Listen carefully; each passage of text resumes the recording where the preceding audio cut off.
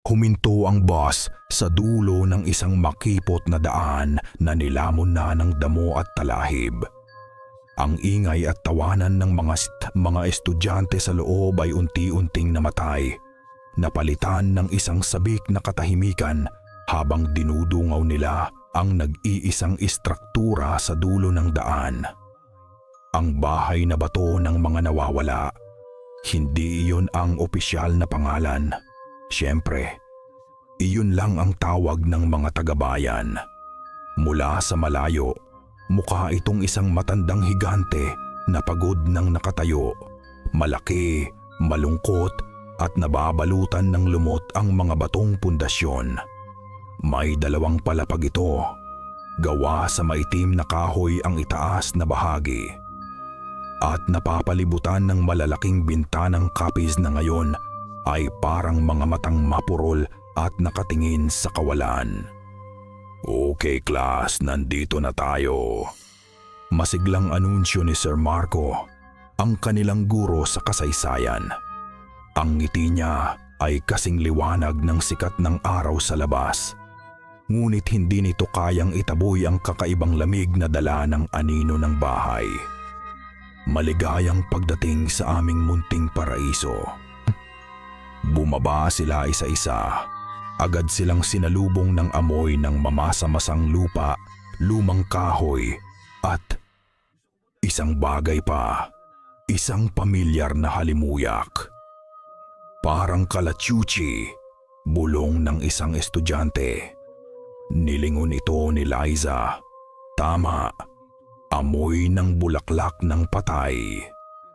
Ngunit habang inililibot niya ang kanyang paningin, wala siyang makitang puno ng kalachuchi sa paligid.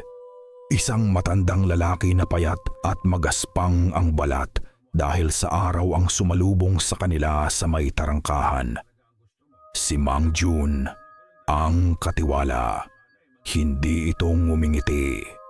Tumango lang ito kay Sir Marco bago buksan ang kinakalawang na gate. Kumalansing ito na parang tunog ng kadena. Sa loob, mas lalong lumala ang pakiramdam ng pagiging luma at nakalimutan. Nagkalat ang mga tuyong dahon sa bakuran. May isang balon sa gilid na tinakpan ng makapal na tabla. Pili na kayo ng mga kwarto nyo sa itaas, 2 tao bawat silid, sabi ni Sir Marco. Just leave your bags for now. Magmeryenda muna tayo. Nagsimulang magkagulo ang lahat, nag-uunahan sa pag-akyat sa malapad na hagdanang gawa sa Nara. Nagpaiwan si Liza, hinahanap ng kanyang mga mata si Maya. Nakita niya itong nag-iisa sa isang sulok, yakap ang kanyang bag, tila nag-aalangang pumasok. Nilapitan niya ito. Okay ka lang? Tanong ni Liza. Ngumiti lang si Maya, isang pilit na ngiti. Okay lang. Seriously Maya, umiiyak ka na naman. Isang matinis na boses ang bumasag sa kanilang pag-uusap. Si Kat, kasama ang 2 pa niyang alipores, ay nakatayo sa paanan ng hagdan, nakapameywang. Hindi pa nga nagsisimula yung horror booth, may paiyak-iyak ka na dyan. So dramatic. Nagyuko ng ulo si Maya. May kung anong bumara sa lalamunan ni Liza. Gusto niyang magsalita.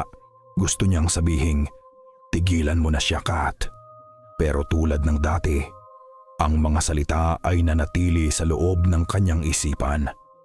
Ang takot na mapag-initan din ay mas malakas.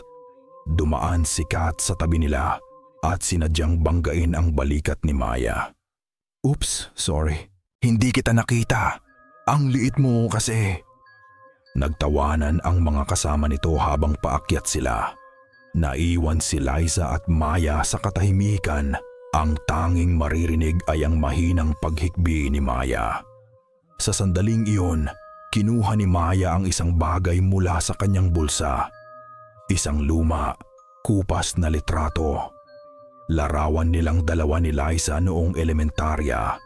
Magkaakbay at nakangiti ng malapad. Naaalala mo pa? Halos pabulong na tanong ni Maya. Ang boses ay basag. Tumango si Liza, hindi makatingin ng diretso sa mga mata ng kaibigan. Ang bigat ng kasalanan ay biglang dumagan sa kanya. Pagkatapos ng merienda, nagsimula ang tensyon. Nagagawan sa mga pinakamagandang pwesto sa kwarto. Ang grupo ni Kat ang nakakuha ng pinakamalaking silid na may balkonahe. Si Maya ay napunta sa isang maliit na kwarto sa dulo ng pasilyo, mag-isa. Walang gustong sumama sa kanya. At si Liza, pinili niyang sumama kay Belle, isa sa mga kaklase niyang neutral, isang duwag na desisyon. Alam niya nang magdidilim na, nagkayayaan silang maglaro ng truth or dare sa sala. Ang bote ay unang tumapat kay Maya. Truth or dare? Nakangising tanong ni Kat. Truth, mahinang sagot ni Maya. Okay, truth, sumandal si Kat. Tila nag-iisip ng pinakamalupit na tanong.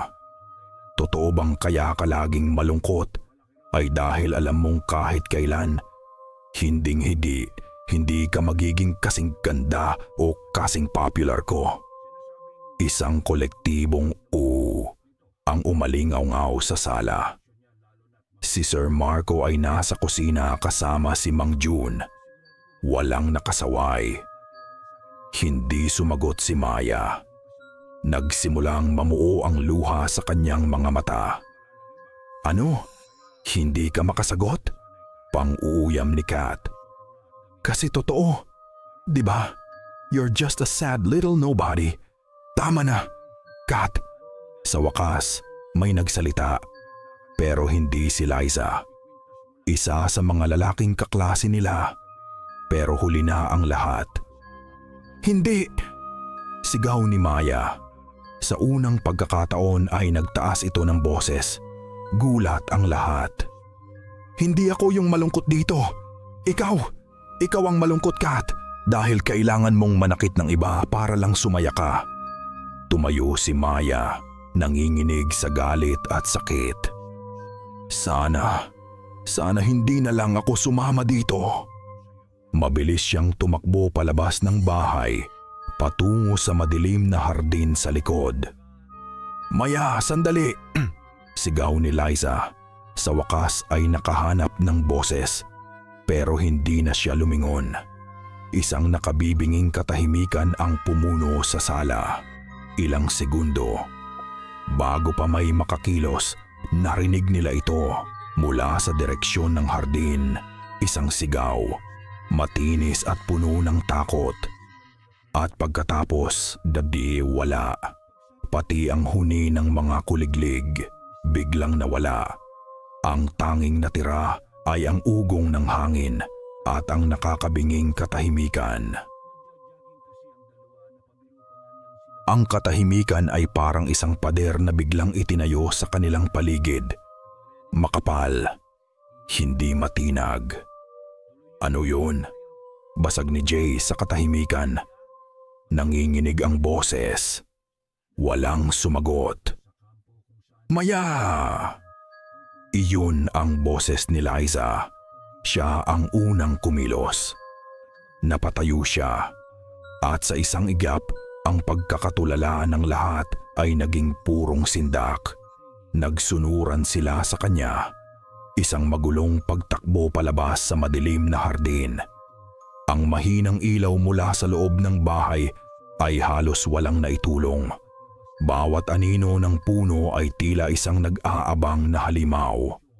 Bawat kaluskos ng dahon ay nagpatindig ng kanilang mga balahibo.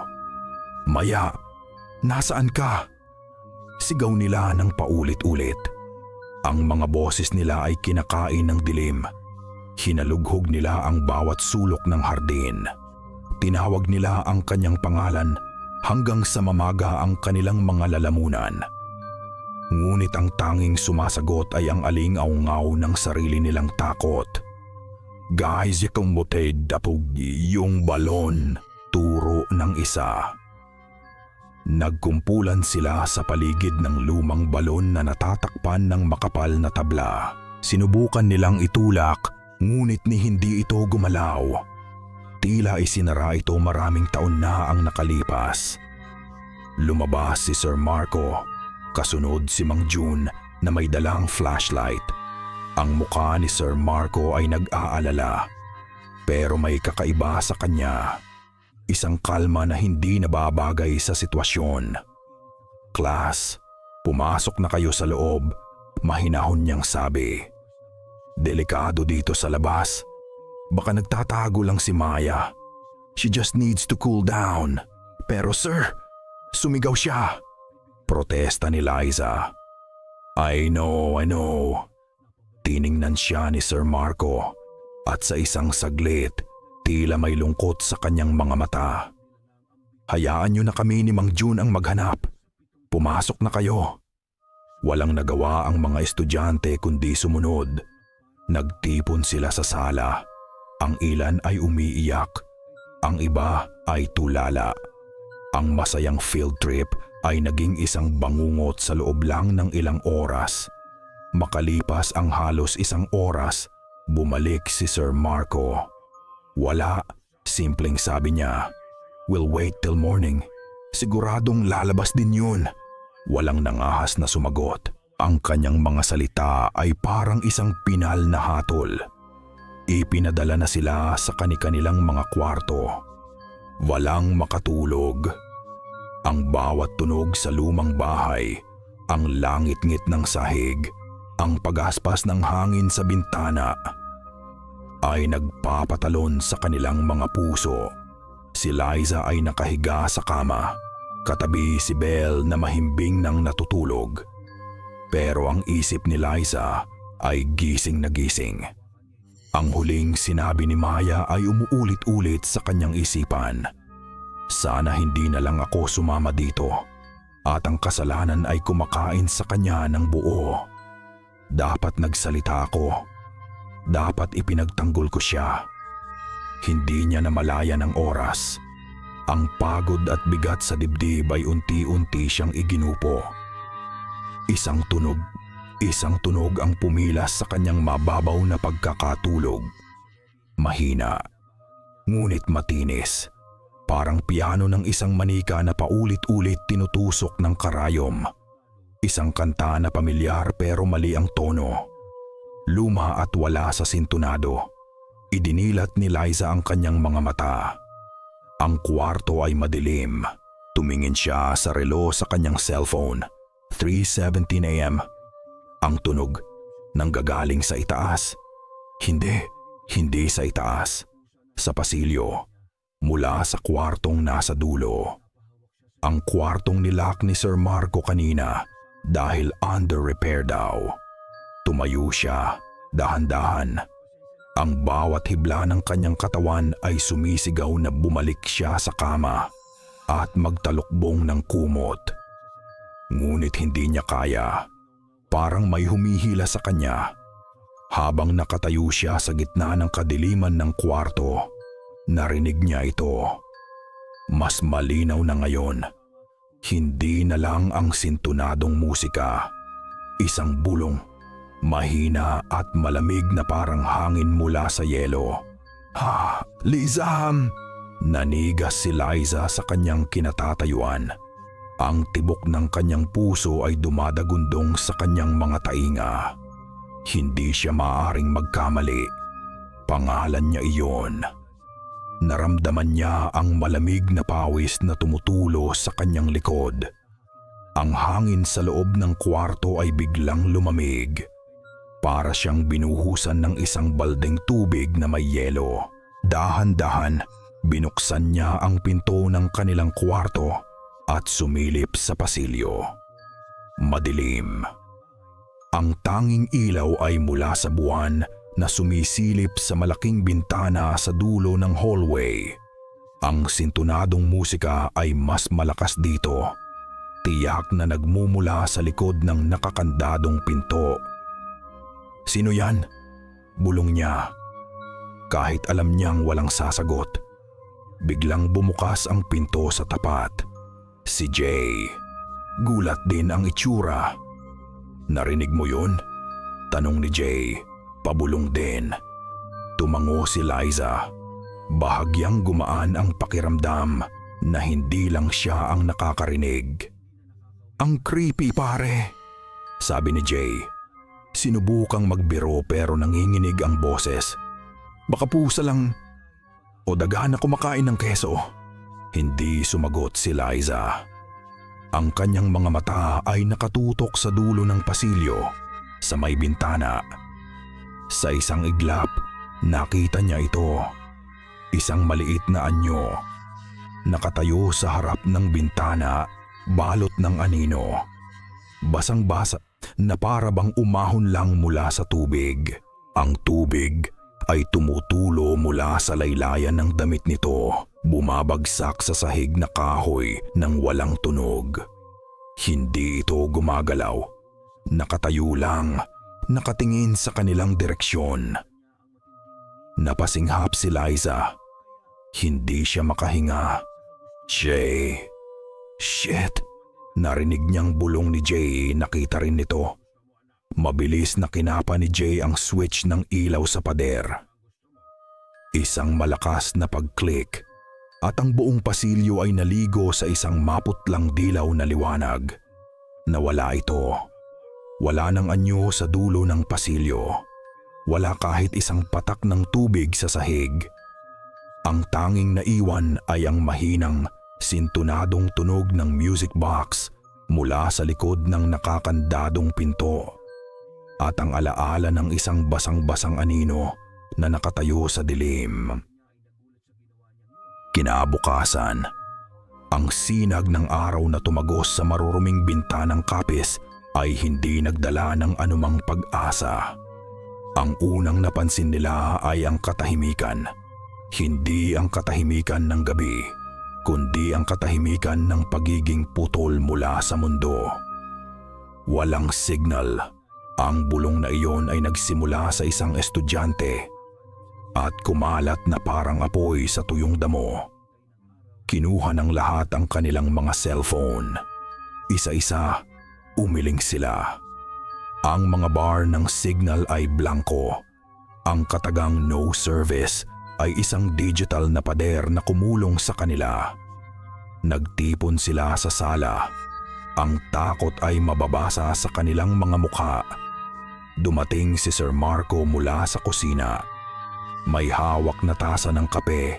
Kalmado pa rin. Masyadong kalmado. "Sir, kailangan na po nating umalis dito," sabi ni Jay. Ang boses ay may diin. "Wala pong signal. Hindi tayo makatawag ng tulong." "Huminahon kayo," sabi ni Sir Marco. Humigup sa kanyang kape. "Mahina talaga ang signal dito. Babalik din yan. At isa pa, hindi tayo aalis hanggat hindi natin nahahanap si Maya. It would be irresponsible. Masyadong mapanganib ang gubat sa paligid. Dito lang tayo. Dito tayo ligtas." Ligtas? Ang salitang iyon ay parang isang masamang biro sa pandinig ni Liza. Biglang tumayo si Kat, ang mga matay namumula sa galit, at itinuro si Liza. "Kasalanan mo to," sigaw niya. "Kung hindi mo sana siya kinakausap, kung hindi mo siya binigyan ng pag-asa, hindi sana siya mag-iinarte at tatakbo palabas. Ikaw ang may kasalanan kung bakit nawawala si Maya." Natigilan si Liza. Ang mga salita ni Kat ay parang mga suntok na hindi niya nakita. Ang akusasyon ay sumasalamin sa mismong takot na bumabagabag sa kanyang kalooban. Hindi siya nakasagot. Yumuko lang siya, hinayaang takpan ng kanyang buhok ang kanyang muka at ang kahihiyan. Umalis si Liza mula sa sala. Hindi na kinaya ang mga mapanghusgang tingin. Nagtungo siya sa kwarto ni Maya. Ang pinto ay bahagyang nakaawang. Sa loob, ang lahat ay maayos pa rin. Maliban sa bag ni Maya na nakapatong sa kama, hindi nagalaw. Dahil sa isang hindi maipaliwanag na dahilan, binuksan ito ni Liza. Damit, toiletries, isang libro, at sa ilalim ng lahat, isang maliit na Bible na may kupas ng pabalat. Nang buksan ito ni Liza, isang maliit na puting balahibo ng ibon ang nahulog mula sa mga pahina nito. Pinulot niya ito. Isang maliit na bagay. Isang piraso ng kung anuman ang nagbibigay ng kapayapaan kay Maya. Isinilid ito ni Liza sa kanyang bulsa. Lumabas siya para magpahangin. Nakita niya si Mang Jun sa may likuran. Nagwawalis ng mga tuyong dahon sa parehong lugar na paulit-ulit. Nilakasan ni Liza ang kanyang loob na lapitan ito. Mang Jun, panimula niya. May alam po ba kayo sa mga nangyayari dito? Hindi tumigil sa pagwawalis ang matanda. Hindi rin siya tiningnan. Maraming kwento ang bahay na to, Ineng. Sagot niya, ang boses ay kasing agaspang ng mga tuyong dahon. Maraming mga pangako na hindi natupad. Pangako? Isang pangako na dapat bayaran. Bulong ng matanda. Lahat ng bagay may katumbas. Ang buhay may katumbas na buhay. Ang kaluluwa may katumbas na kaluluwa. Bayaran ang utang. Bago pa makapagtanong muli si Liza, umalis na ang matanda. Dala ang kanyang walis at iniwan siyang nakatayo doon. Mas lalo lang naguluhan at natakot. Bayaran ang utang. Pagsapit ng tanghali, lalong tumindi ang tensyon. Isa sa mga kaibigan ni Kat, si Chloe, ay nagpaalam na mag-CR 10 minuto, 15 minuto. Hindi pa ito bumabalik. Chloe, ang tagal mo naman dyan, sigaw ni Kat mula sa labas ng pinto ng banyo sa ibaba. Walang sumasagot. Sinubukan nilang pihitin ang doorknob. Hindi nakalak. Dahan-dahan nilang binuksan ang pinto. Walang tao sa loob. Malamig ang banyo. At may kakaibang amoy. Amoy ng basang lupa na parabang may bagong hukay sa loob. Ngunit ang sahig ay tuyong-tuyo. Nanginig ang isa sa mga babae at itinuro ang isang bagay. Ang maliit na bintana sa itaas ng inidoro. Nakaawang ito. Imposible, sabi ni Jay. Masyadong mataas yan at makipot. Walang taong magkakasya dyan. Habang nakatingin sila sa kawalan sa loob ng banyo, may narinig si Liza. Isang mahinang kaluskos mula sa pasilyo. Isang mahinang pagkaskas na parabang may kuko na humahagod sa kahoy mula sa loob ng isang aparador. Ngunit nang lumingon sila, wala namang gumagalaw. Dalawa na ang nawawala. Ang sindak ay hindi na maitago. Kahit si Sir Marco ay hindi na maikubli ang pag-aalala sa kanyang mukha. Sige na, sabi niya. Sa wakas ay sumuko. Tama kayo, kailangan na nating humingi ng tulong. Isang kolektibong buntong hininga ng ginhawa ang narinig mula sa mga estudyante. Maaywan kayo dito. Huwag kayong lalabas. Mag-lock kayo ng pinto. Ako na ang pupunta sa barangay hall. Malapit lang yun kung lalakarin. Pinanood nila si Sir Marco na maglakad palabas. Suot ang kanyang jacket. Naglakad ito sa daanan. Sa wakas, isang pag-asa. Nakatayo si Liza sa may bintana sa itaas. Pinagmamasdan ang kanyang guro na papalayo. Ngunit sa halip na lumiko pa kanan, patungo sa direksyon ng kalsada kung saan sila nanggaling, si Sir Marco ay lumiko pa kaliwa. Palayo sa daan, patungo sa mas malalim na bahagi ng makapal na kakahuyan na nakapalibot sa lumang bahay. Bumalik si Liza sa sala. Ang puso niya ay kumakarera. Ang imahe ni Sir Marco na tinatahak ang daan patungo sa kadiliman ng kakahuyan ay nakatatak sa kanyang isipan. Si Sir Marco, hiningal niyang sabi sa mga natitirang kaklase. Hindi siya pumunta sa barangay. Lumiko siya. Pumasok siya sa gubat. Isang alon ng hindi paniniwala at bagong takot ang gumuhit sa mukha ng lahat. Ang huling sinag ng kanilang pag-asa ay opisyal nang namatay. Walang tulong na darating. Nilinlang sila. Anong gagawin natin? Halos pabulong na tanong ni Belle. Nanginginig. Katahimikan. Walang may alam ng sagot. Sila-sila na lang. Nakakulong sa isang bahay na dahan-dahang lumalamon sa kanila. Isa-isa, tiningnan ni Liza si Jay. Sa mga mata nito, nakita niya ang parehong determinasyon na nagsisimulang mabuo sa kanyang sariling dibdib. Ang takot ay nandoon pa rin, ngunit napapatungan na ito ng isang bagay na mas malakas. Ang pangangailangang lumaban. Kung hindi tayo kikilos, sabi ni Jay, ang boses ay matatag. Mauubos tayo dito. Hihintayin na lang ba natin kung sino ang susunod? Umiling si Liza. Hindi. Tumingin siya sa direksyon ng hagdanan.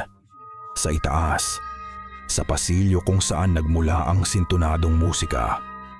Yung kwarto, yung nakalak na kwarto sa dulo. Nagkatinginan sila. Alam nila, kung may sagot man sa kabaliwang ito, doon magsisimula. Sa ayaw at sa gusto natin, sabi ni Jay. Tiningnan si Liza at pagkatapos ay si Belle na tumatango na rin. Tayo-tayo na lang to.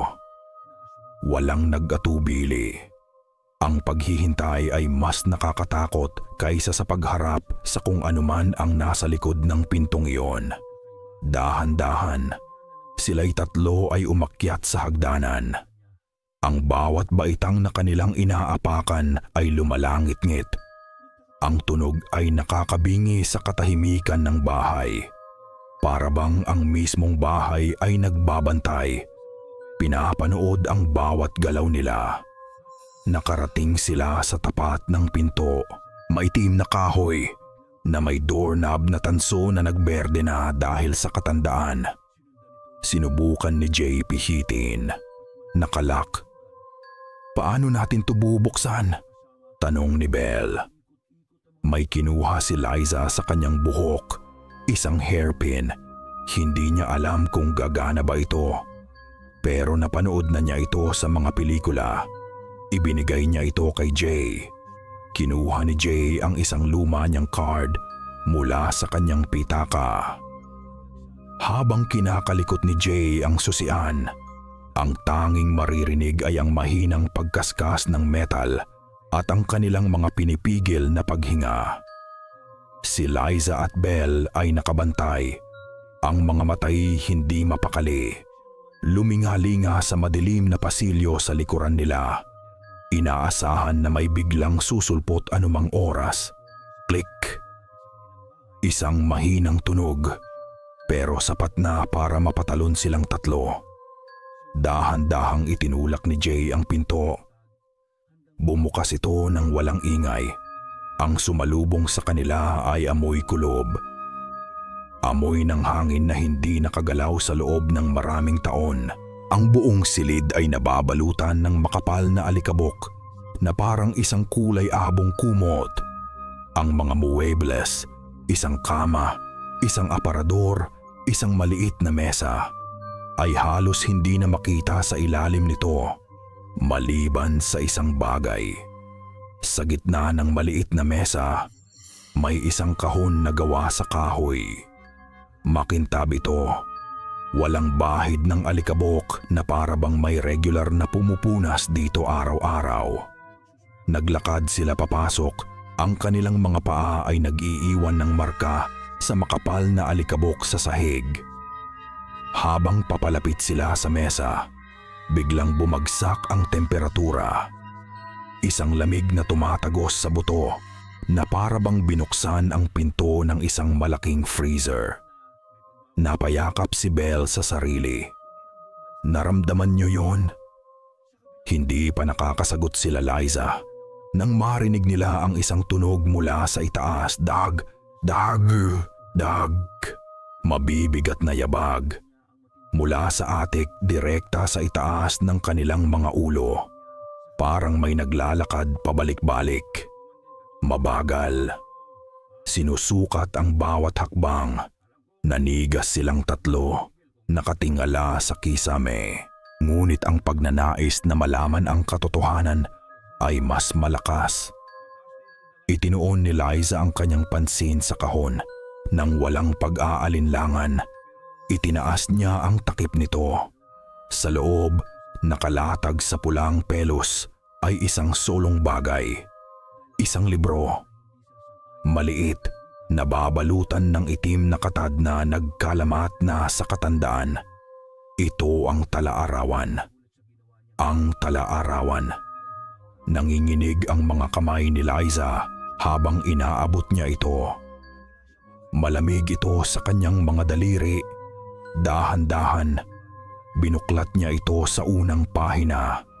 Sa sandaling dumampi ang kanyang daliri sa papel. Blag. Lahat ng ilaw sa buong bahay ay sabay-sabay na namatay. Ang buong paligid ay nilamon ng ganap na kadiliman. At mula sa ibaba, isang sigaw ang pumunit sa katahimikan. Isang sigaw na puno ng purong hindi mapapantayang takot. Ang sigaw ni Kat. Gulat. Takot. Pagkalito. Sa loob ng ilang segundo, walang sino man sa kanila ang gumalaw. Ang tanging liwanag ay ang flashlight mula sa cellphone ni Jay, na ngayon ay nanginginig sa kanyang kamay at lumilikha ng mga sumasayaw na anino sa loob ng kwarto. Ang sigaw ni Kat ay naputol na, napalitan ng isang katahimikan na mas nakakakilabot. Si Kat, nauutal na, sabi ni Belle. Kailangan nating... Huwag! Mabilis na putol ni Liza. Ang boses ay mahina ngunit may diin. Hinigpitan niya ang hawak sa lumang tala-arawan. Kung lalabas tayo ngayon, baka kung ano pa ang mangyari sa atin.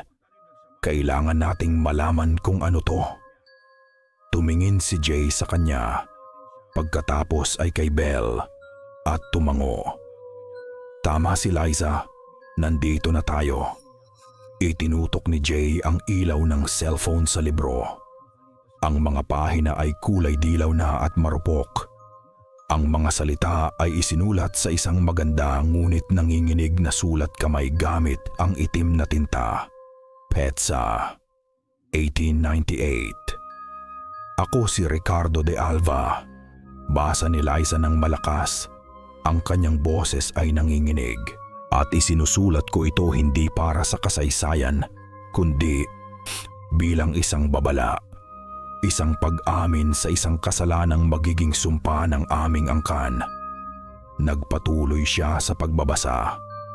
Ang tala-arawan ay nagkwento tungkol sa masayang buhay sa bahay na iyon. Tungkol sa nag-iisang anak ni Ricardo, isang dalagita na nagngangalang Eliana. Si Eliana ay may isang matalik na kaibigan, isang batang babae na tagabayan na mas bata sa kanya, si Ana. Araw-araw daw silang magkasama. Ang kanilang tawanan ay pumupuno sa bawat sulok ng bahay. Habang binabasa ni Liza ang mga masasayang alaala, narinig nila ito. Isang mahinang tunog mula sa labas. Mula sa direksyon ng balon sa hardin, ang iyak ng isang bata. Humihigbi, puno ng lungkot. Napahinto sila, nagkatinginan. Ngunit walang nangahas na sumilip sa bintana. Itinuloy ni Liza ang pagbabasa. Pilit na iwinawaksi ang tunog na iyon. Ang sumunod na pahina ay tungkol sa isang araw ng tag-ulan. Naglalaro ang dalawang bata sa loob ng bahay. Tagu-taguan. Magaling daw magtago si Ana. Sa sobrang galing, inabot nabun ng dilim ay hindi pa rin siya mahanap ni Eliana. Ang sumunod na entry, nagbago ang tono. Ang sulat kamay ay magulo na. May mga bahid ng natuyong luha na 3 araw na siyang nawawala. Hinalughog na namin ang buong bayan. Tanging ang malakas na ulan ang saksi sa kanyang paglalaho. Si Eliana ay hindi kumakain, hindi nito, hindi natutulog. Paulit-ulit niyang sinasabi na kasalanan niya. At pagkatapos, ang huling entry, ang pahina kung saan isiniwalat ang lahat. Natagpuan namin siya sa balon, nahulog. Ang takip na tabla ay marupok. Nabuwal ito ng kanyang tapakan. Isang aksidente. Isang kakilakilabot na aksidente.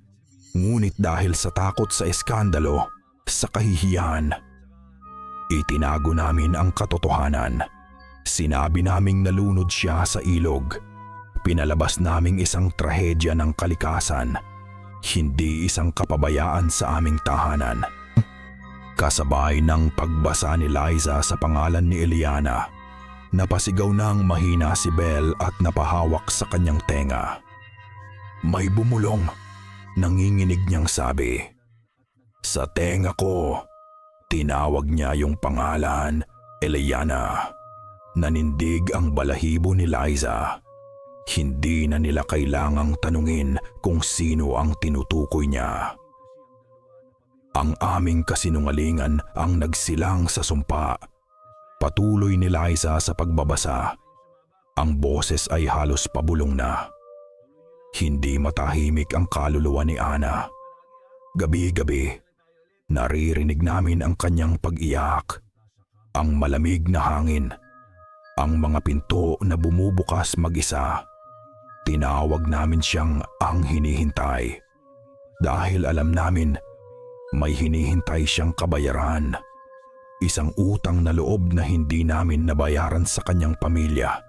Isang katotohanan na hindi namin naibigay sa kanyang kaluluwa. Sa isang pahina, may isang linya na mas makapal ang pagkakasulat kaysa sa iba. Isang pangungusap na puno ng pagsisisi. Hindi demonyo ang bata, basa ni Liza. Isa lamang siyang kaluluwang nalimutan. Naramdaman ni Liza ang pagkirot sa kanyang puso. Isang batang nag-iisa. Isang batang nakalimutan. Katulad ni Maya. Nilipat niya ang pahina. Malapit na sa dulo. Ang sulat kamay dito ay halos hindi na mabasa. Sinubukan naming lahat. Mga albularyo, mga parimom. Walang gumana. Ang tanging paraan ay ang paghaharap sa kanya. Ang tanging paraan ay tawagin ang kanyang tunay na. Ang dulo ng pangungusap ay nasa kabilang pahina. Ngunit nang ilipat ito ni Liza, punit. Ang kalahati ng pahina ay punit, nawawala. Ang pinakamahalagang bahagi. Tunay na, ano? Tanong ni Jay. Pangalan. Dugtong ni Liza, isang biglang realisasyon. Baka ang tunay niyang pangalan, baka hindi Ana ang buo niyang pangalan. Sa sandaling iyon, habang nakatutok silang tatlo sa punit na pahina, sa salitang hindi nila mabasa, blag.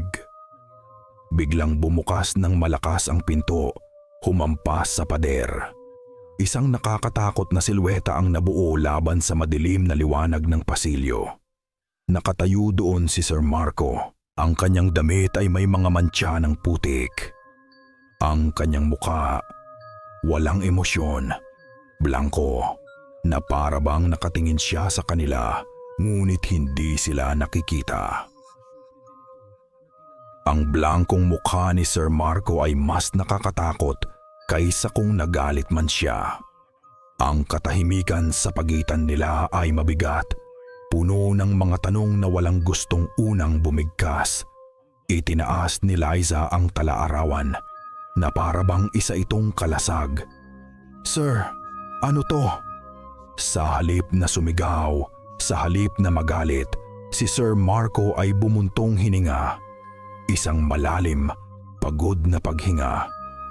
Ang tensyon sa kanyang mga balikat ay tila bumigay. At sa isang iglap, hindi na siya sadya isang halimaw sa dilim, kundi isang taong pasan ang buong mundo. "So, nalaman niyo na," sabi niya. Ang boses ay mahina at walang sigla. Pumasok siya sa kwarto at isinara ang pinto sa likuran niya. Hindi ito pagbabanta. Para itong pagsuko. Ang sumpa ng aming pamilya. Tumingin siya sa hawak na libro ni Liza. Ang kasalanan ni Lola Eliana. "Lola?" Naguguluhang tanong ni Jay. Itinuro ni Sir Marco ang isang maliit at halos natatakpan na ng alikabok na litrato sa dingding. Isang kupas na larawan ng isang babaeng may malungkot na mga mata. "Lola ko yan, si Eliana." Namatay siyang binabangungot ang pangalan ni Ana. Ang mga salita niya ay bumagsak sa kanila na parang yelo. Ang kwento sa libro ay hindi lang isang lumang alamat. Konektado ito sa kanya, sa kanila. Hindi ko ginusto to. Pagpapatuloy ni Sir Marco, umupo siya sa gilid ng kama. At ang makapal na alikabok ay umalimbukay. Walang sino man sa aming pamilya ang may gusto nito. Isa itong responsibilidad, isang tungkulin. Ako ang tagapag-alaga. "Tagapag-alaga?" tanong ni Liza. Tagapag-alaga ng kalungkutan ni Anina. Pagtatama niya at sa pagbanggit ng pangalang iyon, lalong lumamig ang silid. Hindi Ana, Anina. Iyon ang tunay niyang pangalan, ang hinihintay. Kailangan niya ng kasama. Kung hindi, lalabas siya. At kapag lumabas siya mula sa bahay na to, napailing si Sir Marco. Ang mga matay na puno ng isang uri ng takot na hindi pa nila nakikita. Hindi niyo gugustuhing malaman kung anong kaya niyang gawin. Habang nagsasalita si Sir Marco, napansin ni Liza ang anino nito sa dingding. Ang ilaw mula sa cellphone ni Jay ay hindi gumagalaw. Ngunit ang anino, tila humahaba at kumikipot. Nagkakaroon ito ng sariling buhay. Isang baluktot na bersyon ng kanilang guro. Kaya bawat ilang dekada, sabi niya, ang boses ay basag. Kapag papalapit na ang araw ng kanyang kamatayan, kailangan ko siyang bigyan ng alay. Mga batang kaluluwa para samahan siya sa kanyang pag-iisa. Pinapatay mo sila? Nanginginig na tanong ni Belle. Umiling si Sir Marco. Hindi sila patay. Tumingin siya sa sahig. Sina Maya, si Chloe, at ngayon si Kat. Hindi sila patay. Ang mga kaluluwa nila ay nasa panaginip ni Anina. Sila ang pumapalit sa akin sa kanyang panaginip para kahit paano makalaya ako ng ilang sandali sa bangungot niya. Ang revelasyon ay mas malala pa sa kamatayan. Isang walang hanggang pagkakakulong sa panaginip ng isang malungkot na multo. Kung kailangan niyo lang po siyang patahimikin, nagsalita si Liza. Sinusubukang intindihin ang lahat. Bakit niyo kami dinala dito? Bakit kami? Sa wakas, itinaas ni Sir Marco ang kanyang tingin. At sa unang pagkakataon, nakita nila ang lamat sa kanyang kalmadong maskara. Isang bakas ng desperasyon. Dahil sa pagkakataong to, umaasa akong may mag-iiba, bulong niya.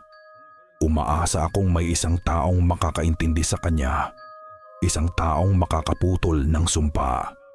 Tumingin siya ng diretso sa mga mata ni Liza. Isang tingin na tumagos hanggang sa kanyang kaluluwa. Dahil hindi na kaya ng pamilya namin, ako na ang huli. Isang nakabibinging katahimikan ang muling namayani.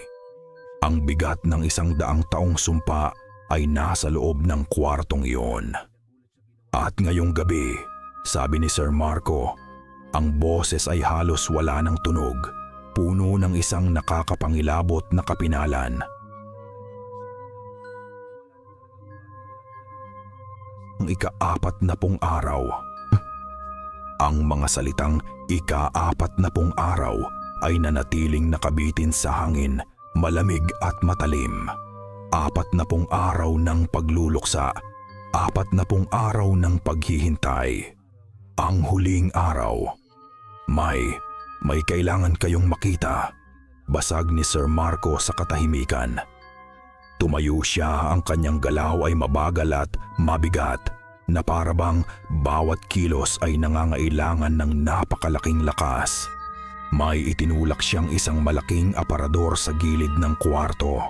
Sa likod nito, sa pader na gawa sa makapal na bato, ay may isang maliit na pinto na gawa sa maitim na bakal. Halos hindi ito nakikita. Saan yan papunta? Nanginginig na tanong ni Belle. Sa kanya.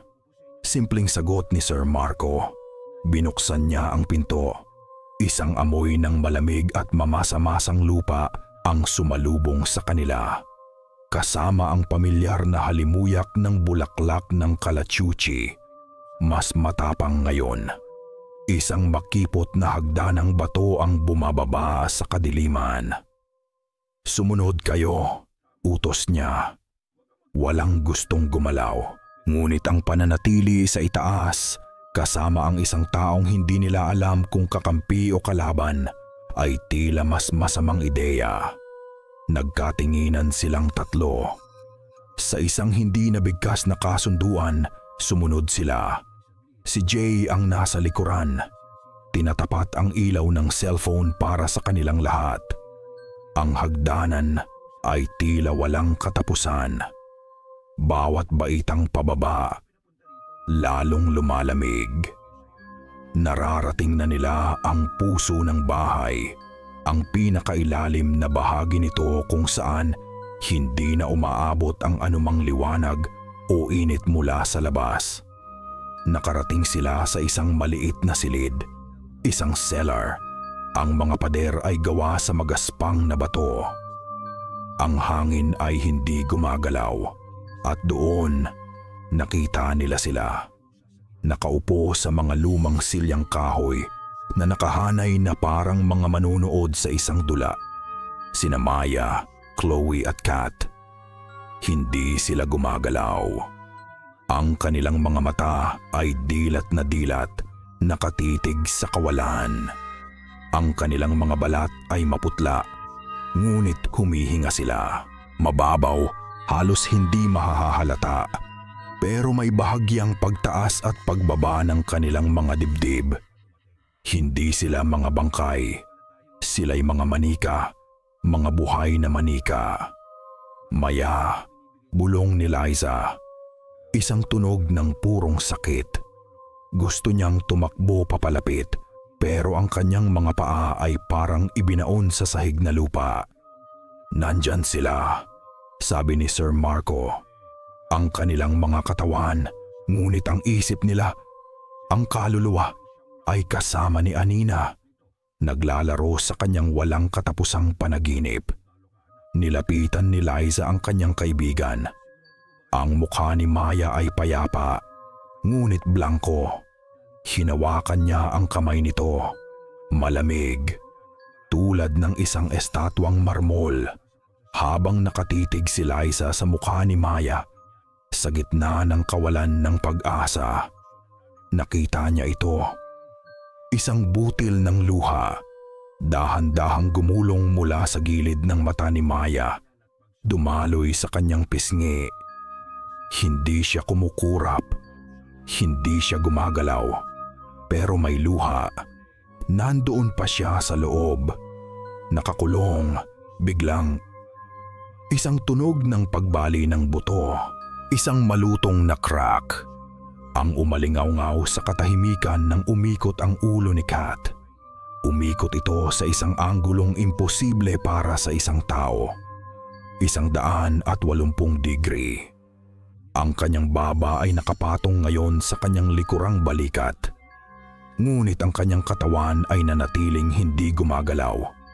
At ang kanyang mga mata na kanina'y blanko ay nakatitig na ngayon ng diretso kay Liza. Isang nangiti ang unti-unting gumuhit sa mga labi ni Kat. Isang nangiti na hindi sa kanya, malapad at mapaglaro.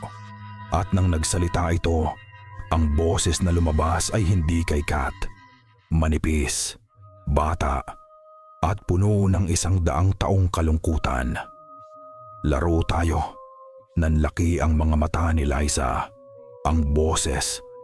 Iyon ang boses na bumulong sa kanyang pangalan sa pasilyo. Tagu-taguan. Biglang bumuga ng malamig na hangin ang bibig ni Kat na para bang hininga ng yelo.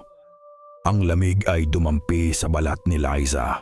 Kasabay noon, ang mga mata ng iba pang manika, sina Maya at Chloe, ay dahan-dahan ding lumingon. Ang galaw ay sabay-sabay at hindi natural.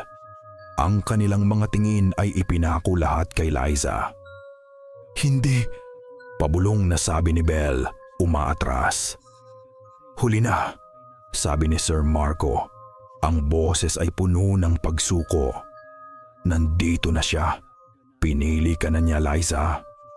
At sa hudyat na iyon, crack, crack, crack, ang mga manika ay sabay-sabay na tumayo mula sa kanilang mga upuan. Ang kanilang mga galaw ay pabali-bali at hindi pantay, na parang mga papet na pinapagalaw ng mga sirang tali. Ang tunog ng kanilang mga naninigas na kasukasuan ay umalingaw-ngaw sa maliit na cellar. Hindi sila tumatakbo, naglalakad lang sila. Dahan-dahan, patungo sa direksyon nila, patungo kay Liza. Ang kanilang mga dilat na mata ay hindi kumukurap. Ang kanilang mga kamay ay nakaunat.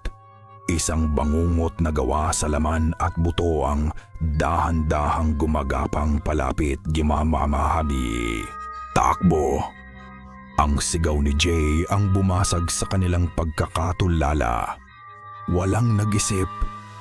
Ang tanging utos ng kanilang mga katawan ay ang tumakbo palayo sa gumagapang na bangungot sa likuran nila.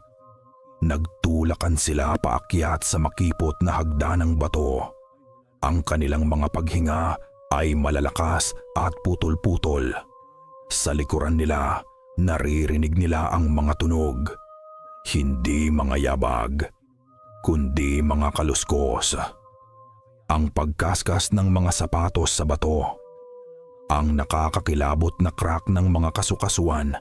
Hindi sila mabilis, pero hindi rin sila tumitigil. Isang walang kapagurang pag-usad. Bumulaga sila pabalik sa maalikabok na kwarto. Hindi na nila nilingon si Sir Marco na naiwang nakatayo sa cellar, isang estatwa ng pagsisisi. Itinulak nila ng buong lakas ang mabigat na aparador pabalik sa dati nitong pwesto. Tinatabunan ang lihim na lagusan. Humahangos, tumakbo sila palabas ng kwarto, pababa ng hagdanan. Ang buong bahay ay madilim at tahimik, ngunit ang katahimikan na ito ay mas masahol. Ito ang katahimikan ng isang mangangaso na nag-aabang. "Saan tayo pupunta?" Hiyaw ni Belle, luhaan na. "Kay Mang June," sagot ni Liza. Hindi niya alam kung bakit, ngunit iyon ang tanging pangalan na pumasok sa kanyang isipan.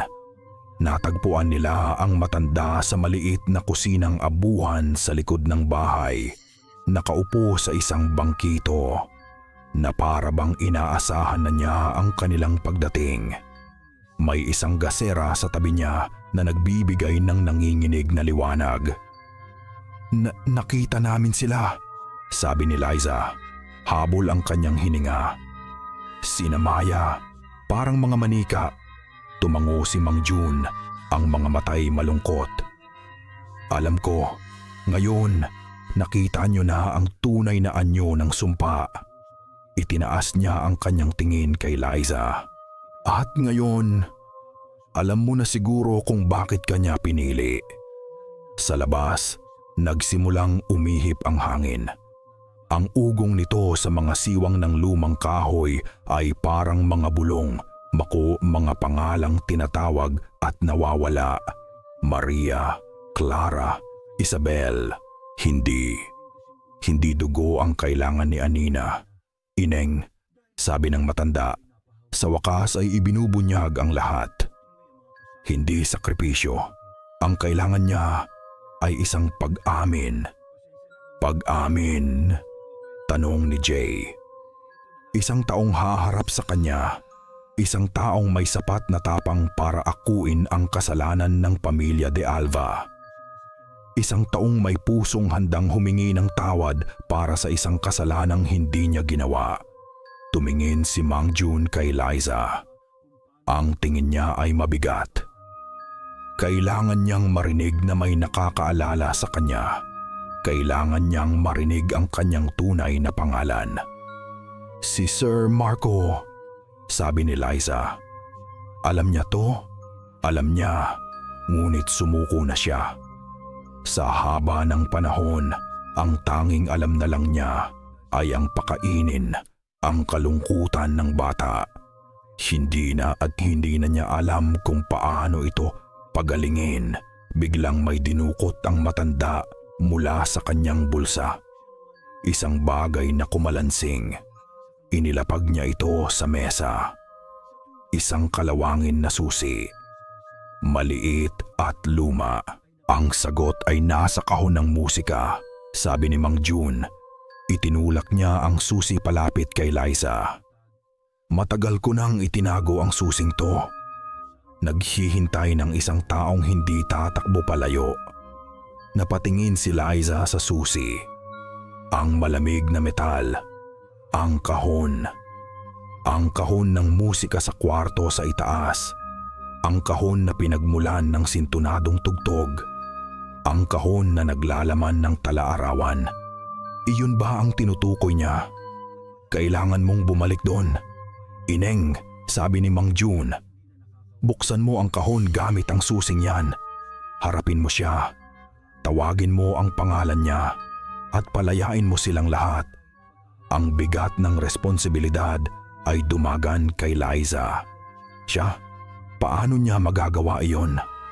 Dahil kasalanan ko to, isang boses sa kanyang isipan ang sumagot. Kung hindi ko pinabayaan si Maya. Sa sandaling iyon, ang realisasyon ay tumama sa kanya. Hindi lang ito tungkol kay Anina. Tungkol din ito sa kanya. Ito ang kanyang pagkakataon para itama ang kanyang pagkakamali. Dog, dog, dog. Isang mabagal na yabag ang narinig nila mula sa labas ng pinto ng kusina. Kirk. Ang tunog ng mga kuko na kumakaskas sa kahoy. Nandito na sila. Hinahanap sila. Dinampot ni Liza ang kalawangin na susi mula sa mesa. Malamig ito sa kanyang nanginginig na palad. Ngunit habang hawak niya ito, isang kakaibang determinasyon ang dumaloy sa kanyang mga ugat. Kailangan nilang bumalik sa pinakamapanganib na lugar sa bahay na iyon. At kailangan nilang gawin iyon ngayon. Ang kalansing ng kalawangin na susi sa kanyang kamay, ang tanging tunog na mas malakas kaysa sa dumadagundong na tibok ng kanyang puso. Dug, dug, plag.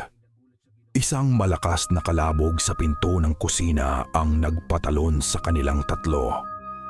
Hindi na ito pagkaskas, pagtuktok na, o mas tamang sabihing paghahampas. Sa bintana! Mabilis na sabi ni Mang Jun. Itinuturo ang isang maliit na bintana sa itaas ng lababo. Dumaan kayo dyan. Magtago kayo sa dilim. Huwag kayong gagawa ng ingay. Hindi na sila nag-isip. Tinulungan ni Jay si Belle na makaakyat. Pagkatapos ay si Liza. Huli siyang umakyat.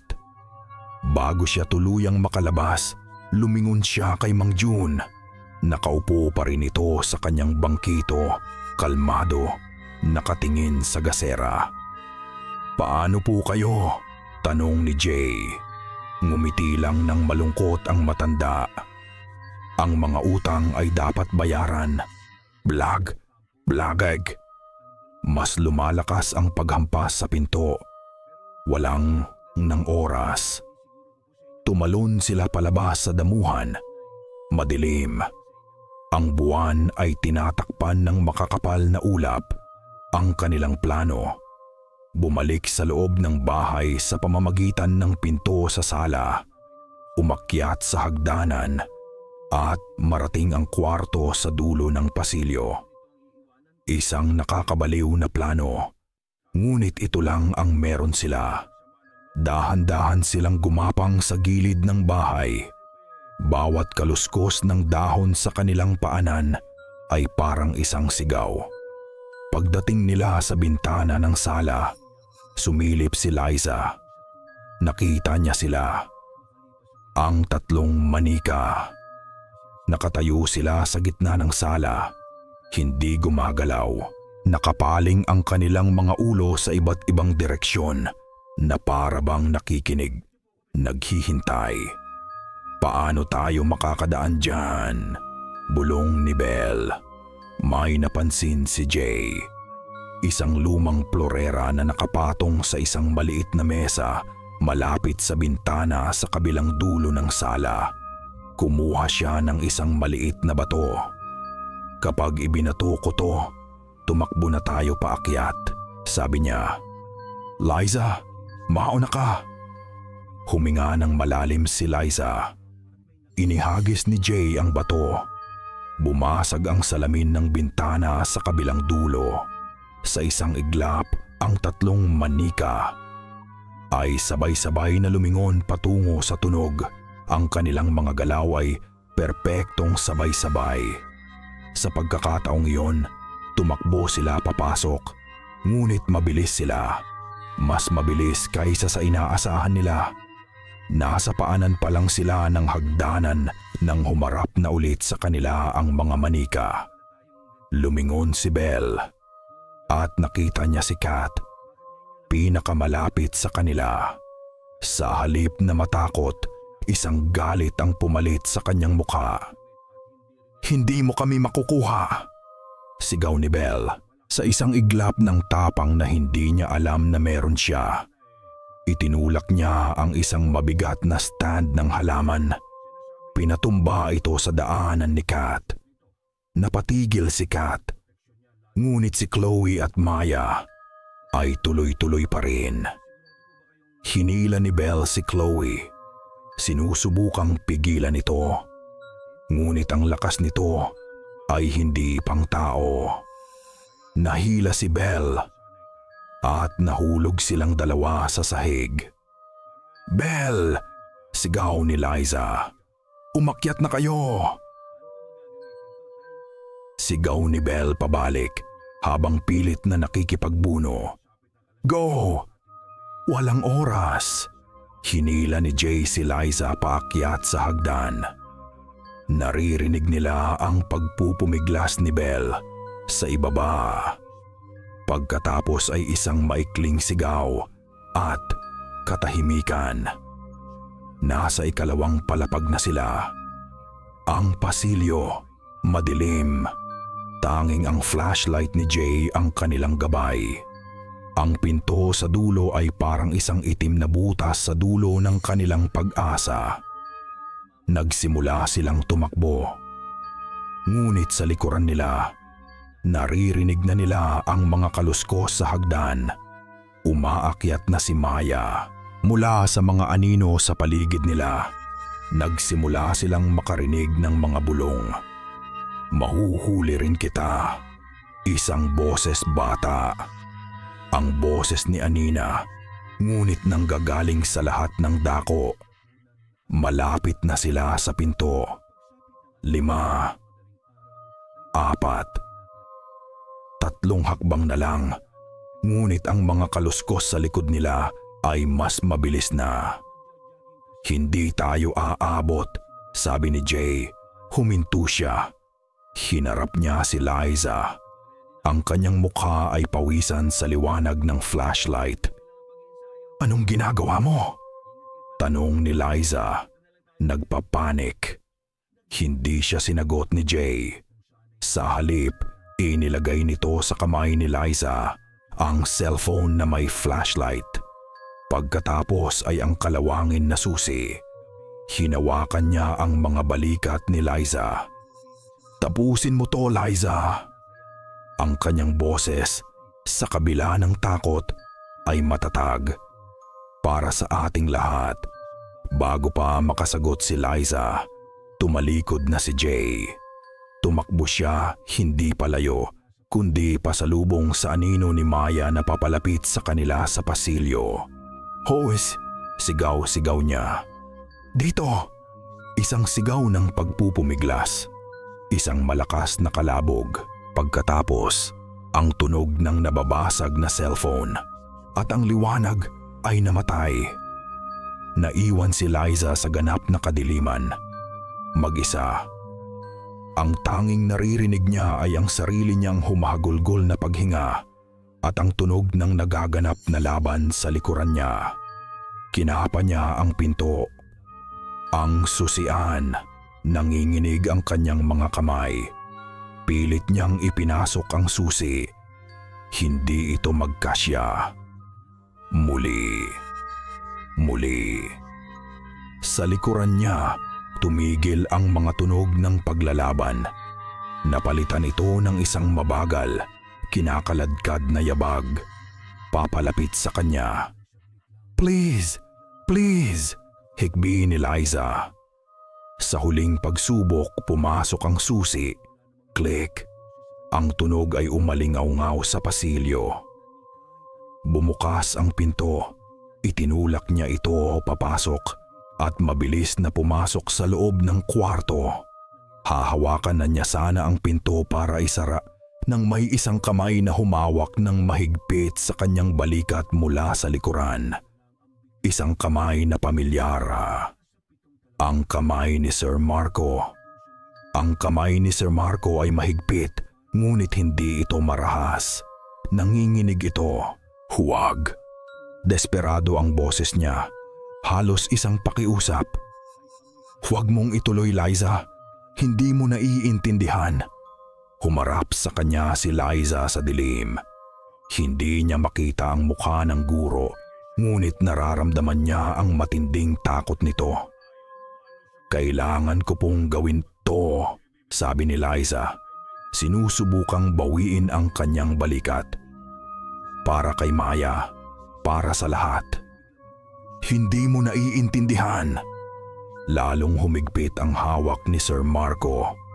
Si Anina, ang kalungkutan niya, iyon ang nagkukulong sa isang bagay na mas malala pa. Isang bagay na matagal nang nakakulong sa ilalim ng bahay na to bago pa man mangyari ang aksidente. Kung mabigo ka sa ritual, kung magkamali ka ng tawag, hindi lang si Anina ang haharapin mo. Ilalabas mo ang bagay na kinakatakutan niya. Ang kanyang mga salita ay isang hininga ng yelo sa batok ni Liza. Isang takot sa ilalim ng isa pang takot. Ngunit ang imahe ni Maya na may luhang dumadaloy sa pisngi. Ang sakripisyo ni Belle at Jay. Mas matimbang ang mga iyon. Wala na pong ibang paraan, sabi ni Liza. Puno ng determinasyon. Buong lakas niyang itinulak ang kamay ni Sir Marco. Nabitawan siya nito. Pumasok siya sa kwarto at isinara ang pinto. Iniwan si Sir Marco sa kadiliman ng pasilyo. Sa loob ng kwarto, ang katahimikan ay halos pisikal. Ang hangin ay mabigat at hindi gumagalaw. Ang alikabok ay sumasayaw sa iisang sinag ng liwanag ng buwan na tumatagos sa siwang ng bintana. Kinapa niya ang mesa. Ang kahon. Nanginginig ang kanyang mga kamay habang itinataas ang takip. Nandoon pa rin ang tala-arawan, ngunit hindi iyon ang kailangan niya. Inalis niya ito. Sa ilalim, nakalatag pa rin ang pulang pelus. Kinapa niya ang ilalim ng kahon. Naghahanap ng kung anong sikreto. Walang bukol, walang nakausli. Bigla niyang naalala ang susi. Ang kahon ay walang susian. Isang simpleng kahon na detakip lang. Tiningnan niyang muli ang kahon. Napansin niya ang isang bagay na hindi niya nakita kanina. Sa harap, may isang maliit, halos hindi ayaw may handi sadi. Hindi mahahalata na butas. Isang susian para sa mekanismo sa loob, hindi para sa takip. Para sa musika. Dahan-dahan, ipinasok niya ang kalawangin na susi. Pumasok ito ng perpekto. Pinilipit niya ito. Isang mahinang click at pagkatapos, musika. Ngunit hindi na ito sintunado. Hindi na ito nakakakilabot. Ang himig na lumabas mula sa kahon ay malinaw, malinis, at puno ng isang matamis ngunit napakalungkot na melodiya. Isang kantang pampatulog, isang oyay para sa isang kaluluwang hindi matahimik. Habang tumutugtog ang musika, tila huminahon ang buong kwarto. Ang hangin ay hindi na gaanong mabigat. At sa ilalim ng impluwensya ng himig, napansin ni Liza na ang pulang pelos sa ilalim ng kahon ay bahagyang nakaangat sa isang sulok. Dahan-dahan, itinaas niya ito. Sa ilalim ng pulang pelos na sapin, may isang maliit na piraso ng tanso na isinama sa kahoy ng kahon. At dito, nakauukit sa manipis na sulat kamay, ay isang pangalan, Anina. Hindi Ana, kundi Anina. Naalala ni Liza ang tala-arawan na nagsabing Ana, ang palayaw o tawag sa kanya ni Eliana. Ito ang kanyang tunay na pangalan. Hawak na niya ang sagot. Hawak na niya ang susi. Ngunit sa sandaling binasa niya ang pangalan sa kanyang isipan, huminto ang musika. Ang kwarto ay biglang lumamig na para bang pumasok sila sa isang taglamig. Ang iisang sinag ng liwanag ng buwan ay tila nanigas, at sa pinakamadilim na sulok ng silid kung saan hindi umaabot ang liwanag, isang anino ang nagsimulang mabuo. Dahan-dahan. Una ay isang maitim na usok sa sahig. Pagkatapos ay unti-unti itong tumaas nagkahugis. Ang hugis ng isang maliit na bata. Isang anino na walang mukha, walang detalye. Isang butas lamang sa realidad. At mula sa aninong iyon, isang boses ang bumulong, umalingaw-ngaw sa isipan ni Liza. Isang boses na sabay na galit at nagmamakaawa. Sabihin mo ang pangalan ko. Nakatayo si Liza sa harap ng anino. Ang hangin ay sobrang lamig na bawat paghinga niya ay parang humihiwa sa kanyang mga baga. Ang kalawangin na susi ay parang yelo sa kanyang palad. Hindi siya gumalaw. Hindi siya nagsalita. At sa kanyang pag-aalinlangan, ang anino ay nagsimulang kumilos. Hindi ito lumapit. Sa halip, ang kwarto sa paligid niya ay nagsimulang magbago. Ang maalikabok na mga muebles ay naglaho. Ang pader ay naging pamilyar na dingding ng kanilang sala. Narinig niya ang tawanan ng kanyang mga kaklase. Narinig niya ang matinis na boses ni Kat. Totoo bang kaya ka laging malungkot? Ay dahil alam mong kahit kailan, hinding-hindi ka magiging kasing ganda o kasing popular ko. Nakita niya si Maya, nakayuko, Ang mga balikat ay nanginginig at nakita niya ang sarili niya. Nakaupo sa sulok, tahimik, walang ginagawa, isang duwag. "Ganyan ka rin, di ba?" Ang boses ni Anina ay bumulong sa kanyang isipan, malambing ngunit puno ng lason. Isang taksil, pinabayaan mo siya, katulad ng pagpabaya nila sa akin. Ang kasalanan ay parang isang kamay na humigpit sa kanyang leeg. Pinipigilan siyang huminga. Biglang, isang malakas na kalabog sa pinto. "Ana, naririnig mo ba ako? Ana, patawarin mo na kami."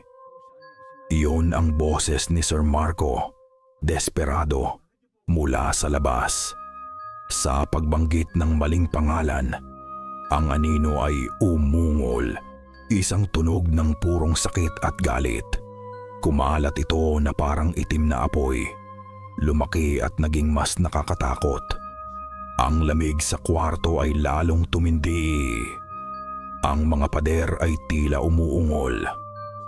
"Hindi Ana ang pangalan niya," sigaw ni Liza sa kawalan. Hindi alam kung para kanino. Wala silang alam. Bulong ng anino, mas galit na ngayon. "Kinalimutan nila ako." "Maria! Lola Eliana! Tulungan mo kami! Maria!" Muling sigaw ni Sir Marco, sumusubok ng ibang pangalan. Sa pagkakataong ito, ang anino ay humiyaw. Isang matinis na kakabinging hiyaw na hindi galing sa isang lalamunan, kundi mula sa maraming kaluluwa ng sabay-sabay. Ang mga anino sa sulok ng kwarto ay tila gumalaw, mga anyo ng pagdurusa na nakakulong sa galit ng bata. Napasigaw si Liza at napapikit. Ang kasalanan, ang takot, napakalaki, susuko na sana siya. Ngunit sa likod ng kanyang mga mata, hindi ang anino ni Anina ang nakita niya. Nakita niya ang mukha ni Maya at ang isang butil ng luha na gumulong sa pisngi nito. "Patawad kung hindi kita nailigtas." Idinilat ni Liza ang kanyang mga mata. Ang takot ay nandoon pa rin. Ang kasalanan ay totoo pa rin. Ngunit sa ilalim nito, may bagong umusbong, pagtanggap, at isang matinding awa. Hindi siya tumingin sa anino bilang isang halimaw. Tiningnan niya ito bilang isang batang iniwan sa dilim. Mag-isa. Huminga siya ng malalim, pinapakalma ang dumadagundong niyang puso. Ang mga sigaw ni Sir Marco sa labas ay tila humina. Ang mga nagbabantang anino ay tila lumayo. Sa sandaling iyon, sila na lang dalawa. "Oo," sabi ni Liza. Ang boses niya ay mahina ngunit hindi nanginginig. Tumingin siya ng diretso sa gitna ng anino. "Pinabayaan ko siya at patawad." Itinaas niya ang kanyang tingin. "Patawad kung kinalimutan ka nila." Isang saglit na katahimikan. "Patawad kung hindi rin kita kayang iligtas noon." Ang kanyang mga salita ay para kay Anina at para kay Maya at para sa sarili niya. Huminga siya ng malalim sa huling pagkakataon. Walang galit, walang takot, tanging isang malungkot na pag-unawa. At sa gitna ng ganap na katahimikan, tinawag niya ang pangalan. Malinaw, buo, at puno ng habag. "Anina." Ang hiyawan ay tumigil. Ang pag-ungol ay nawala. Ang nakakakilabot na lamig ay biglang naglaho. Ang itim na anino ay huminto sa paggalaw. Naging ganap itong tahimik at dahan-dahan, ang anino ay nagsimulang tumingala. At sa unang pagkakataon, sa gitna ng kadiliman, nakita ni Liza ang kanyang muka. Dahil tumambaan ay matam, hindi ito mukha, ng isang halimaw. Sa ilalim ng anino, sa ilalim ng 100 taon ng kalungkutan, ay ang mukha ng isang bata. Ang kanyang mga mata ay malalaki at madilim, ngunit wala ng galit doon. Tanging isang malalim, nakakapanghinang pagod. Ang kanyang mga labi ay bahagyang nakaawang, na parabang gusto niyang magsalita, ngunit wala ng mga salita na natitira. Ito ang mukha ng isang batang matagal nang naligaw sa dilim, at sa wakas ay natagpuan. Dahan-dahan, tumango si Anina kay Liza. Isang beses lang, isang pagkilala, isang pasasalamat, at pagkatapos, ang anino ay nagsimulang maglaho. Hindi ito pumutok o sumabog. Dahan-dahan itong natunaw na parang itim na asukal sa mainit na tubig. Naging sinag ito ng isang ginintuang liwanag, mainit at banayad, bago tuluyang naglaho sa hangin. Kasabay ng kanyang paglisan, isang bagay ang nagbago sa buong bahay. Ang nakakakilabot na lamig ay nawala, napalitan ng isang neutral na temperatura. Ang mabigat na pakiramdam na dumadagan sa kanilang mga dibdib ay gumaan. Na para bang ang mismong bahay, pagkatapos ng isang siglo, ay sa wakas ay nakahinga ng maluwag. Binuksan ni Liza ang pinto sa sahig ng pasilyo. Nakasubsob si Sir Marco. Ang kanyang mga balikat ay nanginginig sa mga hikbing walang tunog. Hindi na siya ang blangkong tagapag-alaga. Isa na lamang siyang sirang tao. Pinalaya mula sa isang sumpa na hindi niya pinili. Ngunit hindi doon napunta ang atensyon ni Liza. Mula sa ibaba, narinig niya ang mga tunog, mga ungol, mga boses na naguguluhan. Tumakbo siya pababa. At sa sala, nakita niya sila. Si Belle, si Jay. Parehong may mga pasa at galos ngunit buhay. Gising. At sa gitna nila, si Maya, si Chloe, si Kat. Nakatayo, kumukurap-kurap na parang mga taong ginising mula sa isang napakahabang panaginip. Anong nangyari? Tanong ni Kat. Hawak ang kanyang ulo. Nasaan tayo? Ngunit ang mga mata ni Liza ay nasa iisang tao lang. Nagtagpo ang kanilang mga paningin. Siya at si Maya. Walang salita, walang paliwanag. Tumakbo si Maya. Tumakbo si Liza. Nagtagpo sila sa gitna ng sala. At sa isang mahigpit na yakap, ang lahat ng kasalanan, lahat ng takot, at lahat ng sakit ay nagsimulang matunaw. Isang yakap na nagsasabing patawad at salamat ng sabay. Habang nagbubukang liwayway, isang bagay na milagroso ang nangyari. Mula sa labas, sa unang pagkakataon sa loob ng ilang araw, narinig nila ang huni ng mga ibon. Sumilip sila sa bintana. Ang makapal na ulap ay wala na. Ang araw ay sumisikat. Ang mga sinag nito ay tumatagos sa mga puno. At doon, sa dulo ng daanan ay ang pangunahing kalsada. Malinaw. Naghihintay. Tapos na. Habang naghahanda silang lahat na umalis, isang grupo ng mga sugatan ngunit nakaligtas na mga kaluluwa, lumapit si Mang Jun kay Liza. May hawak siyang isang maliit na piraso ng kahoy. Nabasag mula sa kahon ng musika, sabi niya, naiwan sa sahig. Siya kukunin na sana ito ni Liza nang may napansin si Mang Jun. Sa likod ng maliit na piraso ng kahoy, may isang simbolo na inukit ng malalim. Hindi ito krus. Hindi. Ito simbolo ng kahit anong relihiyon na alam nila. Isa itong kakaibang marka, Parang isang mata sa loob ng isang paikot na labirint. "Ano to?" tanong ni Liza. Tiningnan ito ni Mang June at sa unang pagkakataon, nakita ni Liza ang isang bagong uri ng takot sa mga mata ng matanda. Isang takot na mas luma at mas malalim. "Ito," bulong niya. "Ito ang marka ng kinakatakutan ni Anina."